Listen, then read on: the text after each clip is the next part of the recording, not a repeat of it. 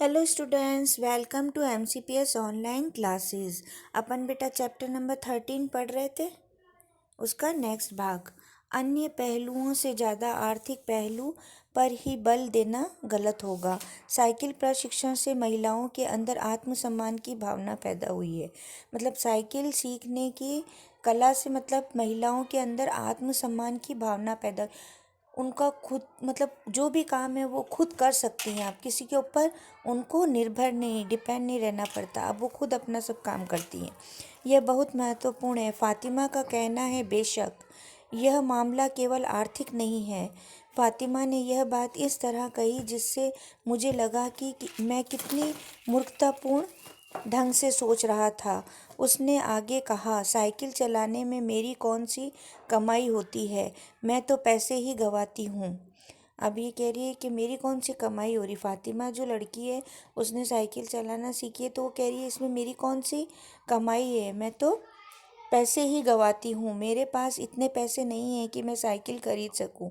अभी कह रही मेरे पास इतने पैसे नहीं हैं कि मैं साइकिल खरीद सकूँ, लेकिन हर शाम मैं किराए पर साइकिल लेती हूँ ताकि मैं आज़ादी और खुशहाली का अनुभव कर सकूँ। अब ये कह रही मेरे पास इतने पैसे नहीं हैं कि मैं साइकिल खरीद सकूँ, फिर भी मैं किराए पे साइकिल लेती हूँ और उसे चलाती हूँ। अब किराए पे साइकिल लेती है तो उसमें पैसे तो जाते हैं ना इसके, मगर ये चाह रही है कि मैं स्वतंत्रता से मतलब फ्रीडम होके घूम सकूं और खुशहाल जीवन का अनुभव कर सकूं। पुडुकोट्टई पहुंचने से पहले मैंने इस विनम्र सवारी के बारे में कभी इस तरह सोचा ही नहीं था। मैंने कभी साइकिल को आज़ादी का प्रतीक नहीं समझा था। एक महिला ने बताया, लोगों के लिए समझना बहुत कठिन है कि ग्रामीण महिलाओं के लिए यह कितनी बड़ी चीज़ है। अब देखो अपने शहरों में तो ये सब चलता है बेटा, मगर गाँव में ऐसा थोड़ी चलता है। गाँव की औरतें बहुत घूंघट पर्दे वाली और है ना मतलब होती हैं, उनको बहुत ज़्यादा ऐसे समझते हैं कि बाहर नहीं निकलना चाहिए, ये नहीं, खेत जाती हैं, घर का काम करती हैं, गोबर लीपती हैं, इतना सारा काम करती हैं वो, तो उनके बस का नहीं था साइकिल चलाना। मगर ये मतलब ये बहुत अच्छा सक्सेस हुआ वहाँ पे उनके लिए। तो यह हवाई जहाज़ उड़ाने जैसी बड़ी उपलब्धि है। अब देखो गांव की औरतें इतना नहीं समझती हैं, तो उनके लिए तो हवाई जहाज़ जैसी उड़ाने जैसी चीज़ हुई ना ये।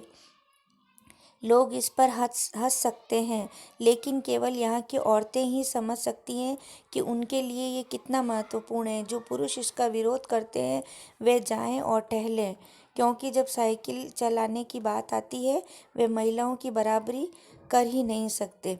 अब कुछ लोग ऐसे होते हैं ना जो मतलब घमंड में होते हैं कि नहीं मैं तो साइकिल नहीं चलाऊं, और ये तो आप भाई फिर तुम पैदल ही जाओ और क्या, बस में तो पैसे लगते हैं, टैक्सी रिक्शे सब में पैसे लगते हैं।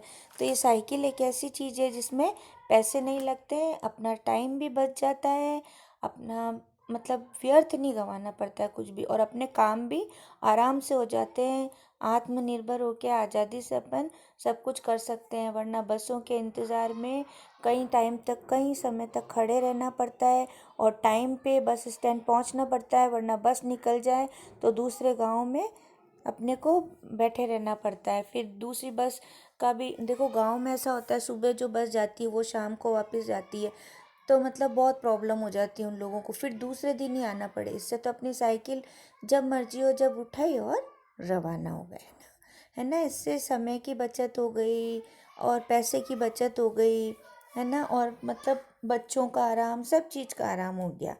ठीक है बेटा, ये लेसन आपको समझ में आ गया होगा।